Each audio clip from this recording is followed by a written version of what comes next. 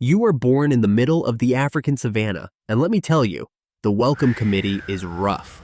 There's no cozy nursery, no gentle lullabies, just open grasslands, predators lurking in the distance, and the immediate expectation that you better start running soon. Before you can even blink, your mother is nudging you to stand up. Now, no time for stretching, no time to figure out what your legs even are. Why? Because everything in the savannah is watching, waiting to see if you'll be the easy meal of the day.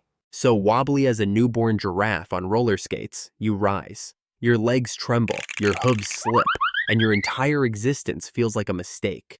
But within minutes, you get the hang of it. And just like that, you're off.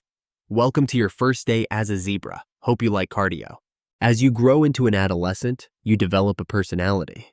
And it's a problem. You love to stir up trouble. You nip at your herdmates, dart between your elders, and generally act like an overconfident striped hooligan.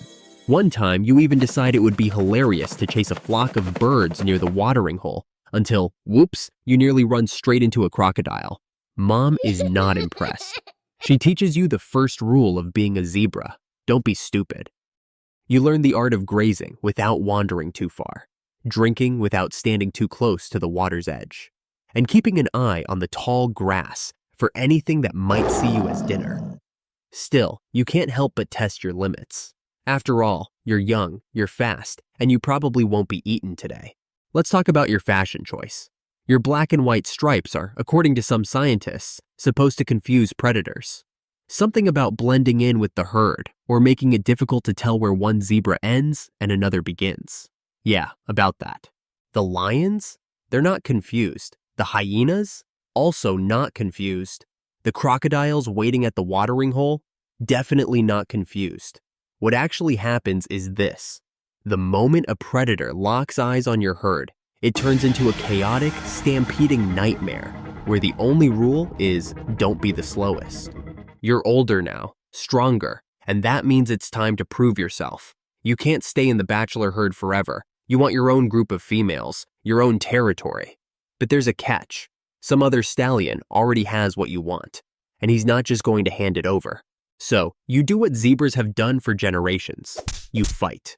No polite negotiations, no paperwork. Just hooves, teeth, and pure stubbornness. You charge at him, rearing up and biting at his neck. He retaliates, striking your flank with his hooves. The battle is brutal. Dust kicks up as the two of you collide over and over, each trying to force the other into submission. After what feels like an eternity, you land a lucky hit, knocking him off balance. He stumbles, defeated. You don't kill him. This isn't a fight to the death, but he knows he's lost. He retreats, and just like that, the herd is yours. For now. All right, let's talk about your main problem. Literally everything wants to eat you. Lions, hyenas, leopards, cheetahs, crocodiles, heck, even humans sometimes get in on the action. Your entire life is a never-ending game of don't get eaten. You know that watering hole you have to visit? Yeah, it's an all-you-can-eat buffet for crocodiles. One wrong step, and suddenly you're part of the food chain in a way you didn't sign up for. And let's not forget about lions. They don't just chase you. Oh no, they stalk, they wait. They hide in the tall grass, watching, planning, waiting for that one moment when you get distracted.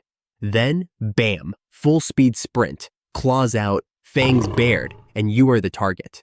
Your best defense? Run like your life depends on it, because it does. Years pass. You are no longer the young, reckless stallion you once were. Your muscles ache a little more, and the fights that once seemed like thrilling challenges now feel like exhausting battles of survival. And then it happens.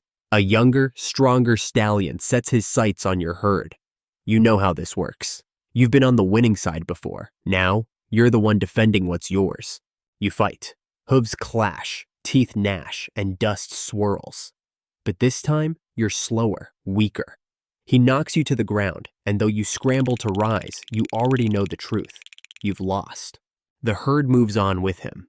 The females follow their new leader, leaving you alone. Without a herd, life becomes different. You graze alone, always watching for predators. The lions that once feared your strength now see an opportunity. Your once powerful body isn't what it used to be. and you can't run as fast as before. One evening, as the sun sets, you see movement in the tall grass, the familiar shape of lions stalking nearby. You brace yourself. You've escaped them before, but you know, deep down, that this time might be different. The chase begins. You run, pushing your tired legs as hard as they will go. But the lions are faster. You stumble, and in an instant, it's over. Your story ends as all zebra stories do, as part of the endless cycle of life in the savannah. You were born running, and you died running. But here's the thing. You lived. You fought. You survived longer than most, and in the end, you played your part in the grand, brutal, beautiful chaos of the African wilderness. And maybe, just maybe, that makes you more impressive than any lion, hyena, or crocodile out there. So next time you see a zebra standing in a field, looking calm, remember, that guy has seen some things. Respect the stripes. They've been earned.